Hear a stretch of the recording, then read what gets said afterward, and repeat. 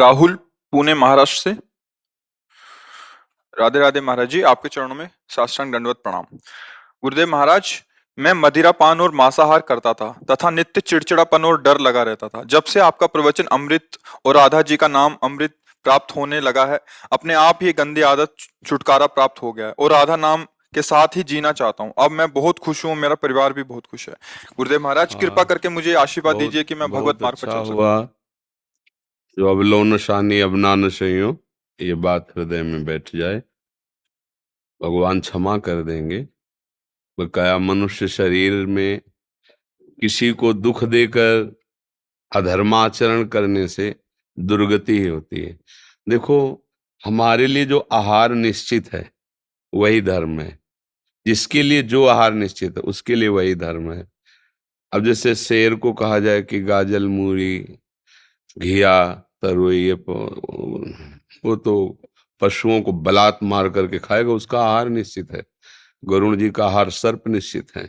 सर्पों का आहार कीट पतंगे मेढक, मनुष्यों का आहार ये है सात्विक भोजन। वो राक्षसों का आहार मदिरा। जब वारुणी देवी समुद्र मंथन से निकली तो असुरों ने स्वीकार किया, दैत्यों ने स्वीकार किया।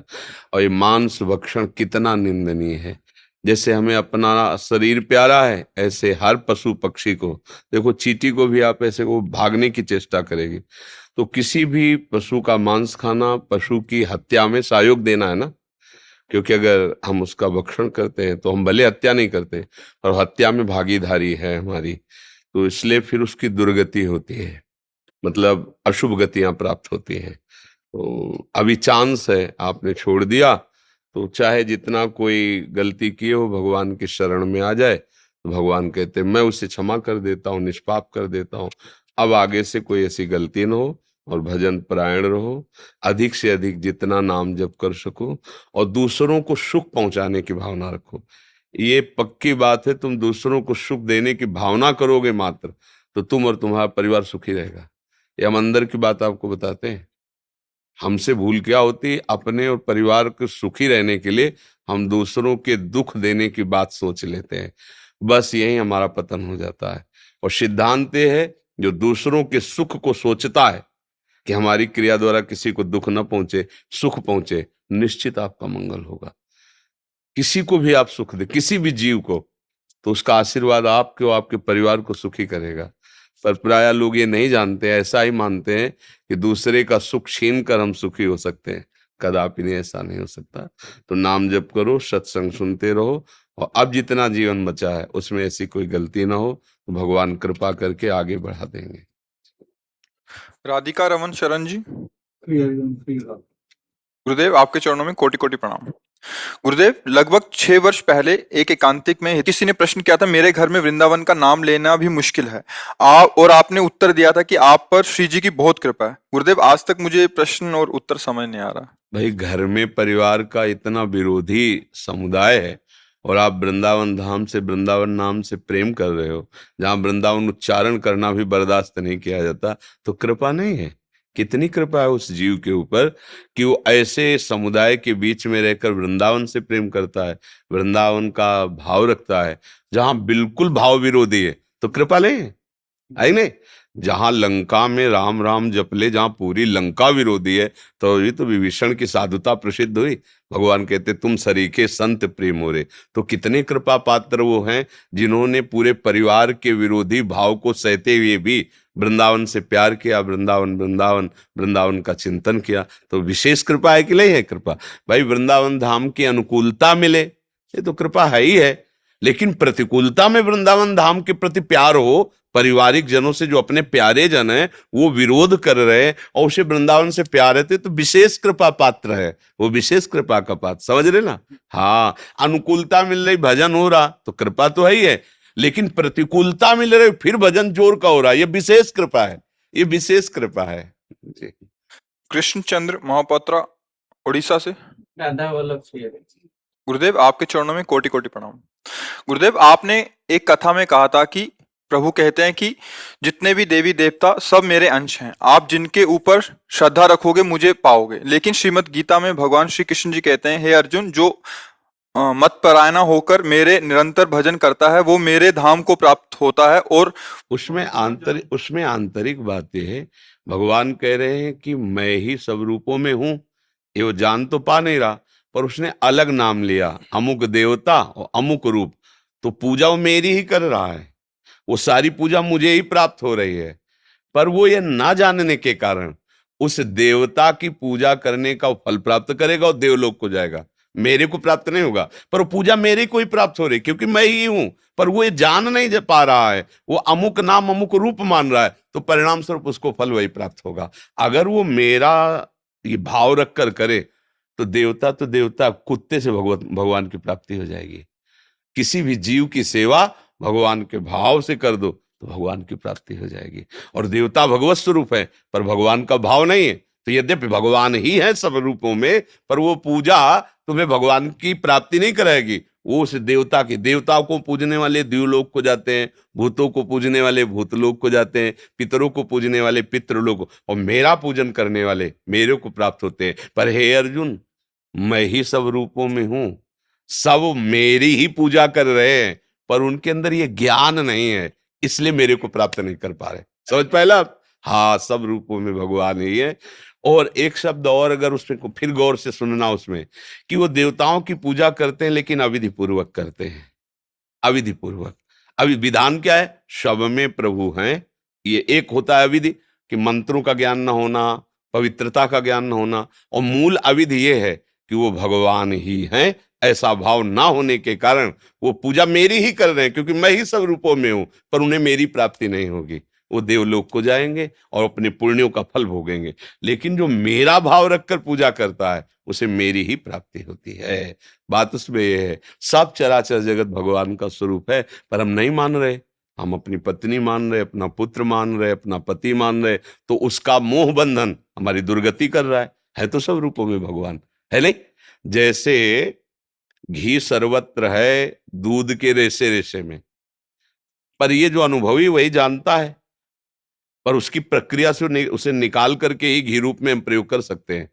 दूध में पूड़ी नहीं पकाई जा सकती कि ऐसे हमारा है घी उसमें, बढ़िया पूड़ी फूल के निकल आई। उसके लिए आपको दूध की प्रक्रिया से जो दही जमाना, मंथन करना, मक्खन निकालना, फिर घी निकालना, ऐसे ही चराचर जगत में भगवान है, पर प्रक्रिया है उसकी। मंथन करो, क्या विचार का मंथन करके पहले उसको दो विभाग करो, एक असत्य विभाग, एक सत्य विभाग। असत्य विभाग नहीं है, नहीं है, सत्य विभाग है। और फिर जब आखिरी में पहुंचोगे तो सब वही है, क्योंकि दूध के रेसे रेसे में घी है, जो उसके परिणाम स्वरूप निकला। ऐसे ही किंचन मात्र प्रभु से बिलक कुछ नहीं है। पर अनुभव करने के लिए दो, व्यतिरेक और अन्वय, ये दो पद्धति है और नहीं है। पहले नहीं है, जहां मैं फंसा हूं वो नहीं है, आगे बढ़ो आगे बढ़ो आगे बढ़ो। तो जब वहां पहुंचोगे तब लौट के देखोगे तो सब वही, सर्वम खलविदम ब्रह्म, सब वही है। पर पहली पद्धति है, जिन भोगों में लगे वो परमात्मानंद नहीं है, जिन व्यक्तियों में आसक्त हो परमात्मा नहीं है, माया का रूप है, माया परिवर्तनशील है। अब हटते हटते जब गए तभी अनुभव हुआ कि वो सब साक्षात भगवान ही है, दूसरा कोई नहीं है। समझ रहे ना आप जी? प्रशांत पाठक जी, वाराणसी। जय श्री कृष्ण। गुरुदेव, आपके चरणों में कोटि कोटि प्रणाम। गुरुदेव, ये शरीर अस्वस्थता के कारण ज्यादा समय तक बैठ नहीं पाता, वो भी बैठता है तो केवल वज्रासन पर ही बैठ पाते हैं। गुरुदेव, ध्यान पूर्वक करने से एक माला ही कर पाता हूँ। गुरुदेव, कोई आज्ञा का मतलब चाह रहे हैं कि चलते फिरते कर सकते हैं? कुर्सी में बैठ सकते हैं, सोफा में बैठ सकते हैं, है? नहीं बैठ पाते, तो सीधे शवासन में लेट जाइए, लेट सकते हैं। वैसे फिर चिंतन होते होते निद्रा की स्थिति आती तो अभ्यास नहीं है, नहीं तो पूरी रात कहीं नींद नहीं। अभ्यास है, शवासन है, सीधे आसन में लेट गए और तकिया ऐसे रख लिया और ऐसे माला पकड़ लिया और लेटे लेटे नींद कैसे आ जाएगी? की स्थिति ऐसी है प्रभु की केवल करवट ही हो सकती है, शवासन भी तो हम एक बार तो कहा था करवट लेकर निरंतर नाम जप कर लेगा। कान को ऐसे बंद करो और ऐसे देखो तो नाम चल रहा, सुनाई दे रहा है अंदर जो चल रहा है। ऐसे तो चलाते हैं, मगर मन माला के साथ चलाने तो समय देख लीजिए कि लगभग एक माला 10 मिनट में होता है, तो 11 माला 1 घंटा 50 मिनट। है, 1 घंटा 50 मिनट, मतलब लगभग 2 घंटे के।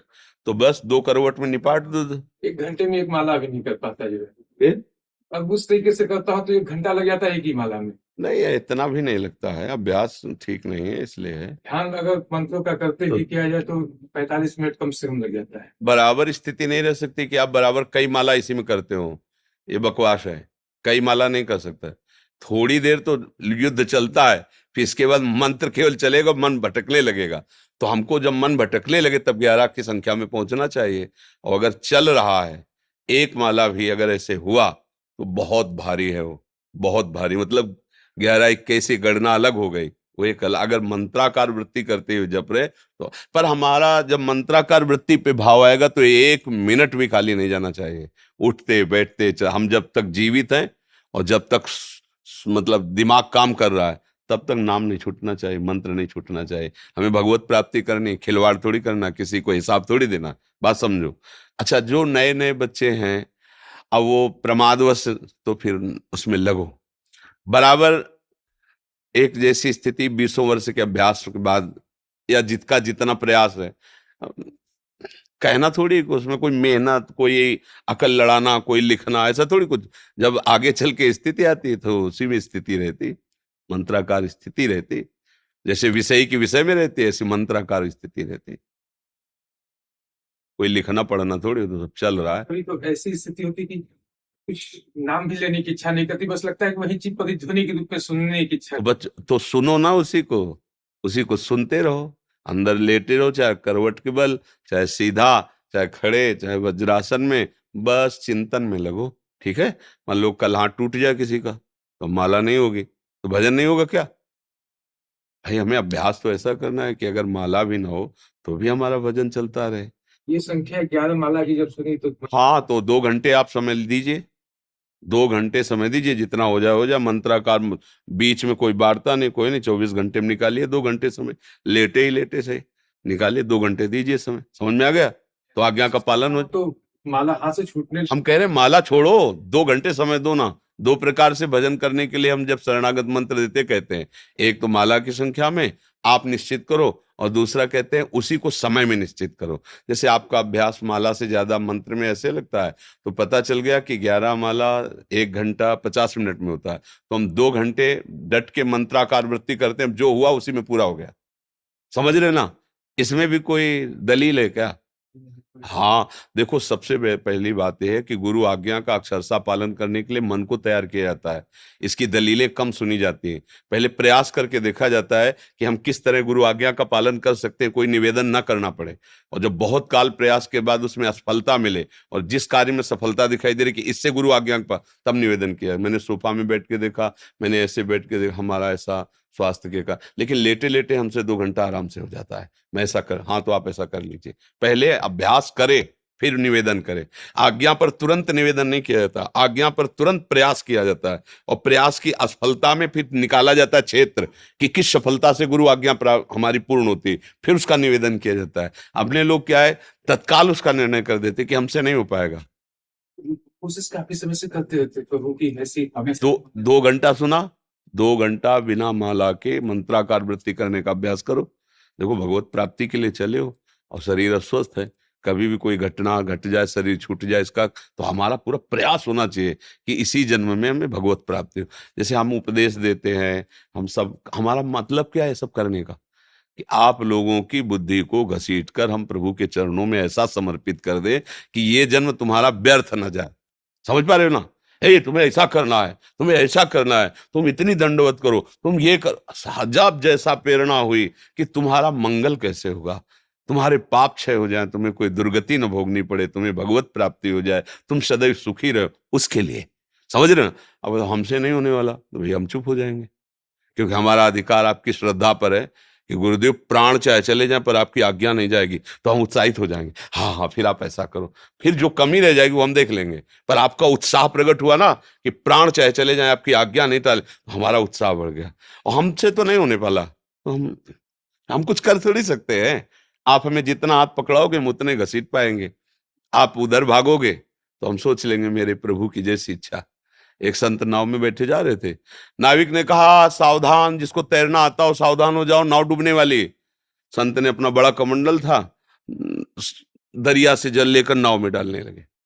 आश्चर्य, वो नाविक कह रहा डूब जाएगा या कमंडल से थोड़ी देर में नाविक ने कहा भगवान की कृपा से जो नाव थी जहां फंस रही थी वो निकल गई है, अब बढ़िया रहा। संत भगवान जो नाव में डाला तो बाहर डालने लगे। नाविक की दोनों चीजें देखता था। बाहर जब गया सब चले गए तो नाविक ने महाराज को प्रणाम करके कहा जब हमने कहा नाव डूबने वाली है तो आप दरिया से नाव में डालने लगे, हमने कहा बचने वाली है तो आप नाव से दरिया में डालने लगे, क्या लीला थी आपकी? बोले भैया हमने सोचा भगवान की इच्छा है नाव डूब जाए तो 5 कमंडल हमारी तरफ से और उनकी इच्छा में, और जब आपने कहा बच जाएगा, उन्होंने कहा फिर बचाना भगवान चाहते तो जो कमंडल डाला है वो बाहर डाल देते। हमारी इच्छा भगवान की इच्छा में है, ना हमें जीने की इच्छा है, ना मरने का भय है, ना हमें कोई लाभ का हर्ष है, ना हानि का कोई शोक है। ये मार्ग है भगवान का। हम अपने जीवन को प्रभु के चरणों में समर्पित कर दें। अभी हम शरीर भाव में हैं, इसलिए डॉक्टर कहना है, कभी भी कोमा में जा सकते हो। बढ़िया है तो राधा राधा राधा राधा राधा राधा भी तो हमारा कोमा ही है। हमको श्री जी से मतलब है यार, 10 साल जिए या 10 मिनट जिए, राधा राधा राधा राधा राधा। हम कभी बीमार नहीं थे, कभी बीमार नहीं होंगे, कभी बीमार नहीं रहेंगे। ये शरीर कभी स्वस्थ नहीं था, कभी स्वस्थ नहीं रहेगा। ये नाशवान है, व्याधि मंदिरम, इसमें कोई ना कोई प्रकट होता रहे। मस्त रहो। अब शरीर को लेके कहां तक ढोगे? छोड़ो इसका भार। राधा राधा राधा राधा राधा, हर समय भगवत चिंतन का अभ्यास करो। चाहे जब शरीर छूटे, हमें क्या परवाह, हमें तो जाना श्री जी के पास है, क्योंकि श्री जी के जाने के लिए जो तैयारी चाहिए वो कर ली। राधा राधा राधा, समझ पा रहे? हाँ, मस्त रहो, ज्यादा शरीर का चिंतन न करो। ये छूटेगा, अमर किसी का नहीं। भगवान भी अवतरित हुए तो लीला पूर्वक संवरण भी किया है, इसलिए खास बात शरीर की नहीं है। ये संसारी पुरुष शरीर के लिए रोते धोते हैं। अपने तो वीर बहादुर भगवत मार्ग के प्रतीक हैं। अभी चाहिए अभी ले लो, आपका है। प्राण आपके, तन आपका, मन आपका, सर्वस्व आपका लाडली। आप जितने दिन रखोगी, जैसे रखोगी तो राधा राधा ही बोलेंगे, और यहाँ से हटाओगे तो आपके पास आ जाएंगे। चाहे जब बुला ले लो, हम तैयार है, क्या परेशानी। निरंतर भजन का अभ्यास करो, जैसे बने। ये शरीर तुम्हें भजन से हटाने की कोशिश करेगा, ये भी दुश्मन है। अगर ये विषयों में लगा है, ये कष्टप्रद भावना करके हमको प्रभु से हटा रहा है, तो हमें इस दुश्मन के राग से भी बचना है। जितना कष्ट आवे उतना ही राधा राधा राधा, जितनी विपरीतता है उतना ही राधा राधा। कौन हरा सकता है? जीत जाओगे। और अगर इसको लेके बैठोगे तो कभी सुखी नहीं रहोगे। ये सुख का हेतु नहीं है। व्याधि मंदिरम दुखालय, इससे दुख ही मिलता है। ज्यादा संबंध इससे नहीं रखना चाहिए। उतना संबंध रखना चाहिए जितने से हमें आवश्यकता है। भूख लगी तो भोजन दे देते, रोग है तो जो डॉक्टर मिला है उससे औषधि लेके दे देते। बकाया तुम मरो या जियो या दुखी रहो या सुखी रहो, तुम्हारे ऊपर। हमारा काम है राधा राधा राधा राधा राधा। हम तुमसे बुलवाएंगे, हम तुमसे अगर चल पाते हैं तो संत सभा में ले जाएंगे, देख पाते हैं तो भगवत और संतों के दर्शन करेंगे, सुन पाते हैं तो भगवत चर्चा सुने, नहीं सुन पाते तो उनके यहाँ पढ़े। मस्त रहना सीखो। शरीर की चिंता ज्यादा खास बात नहीं जी।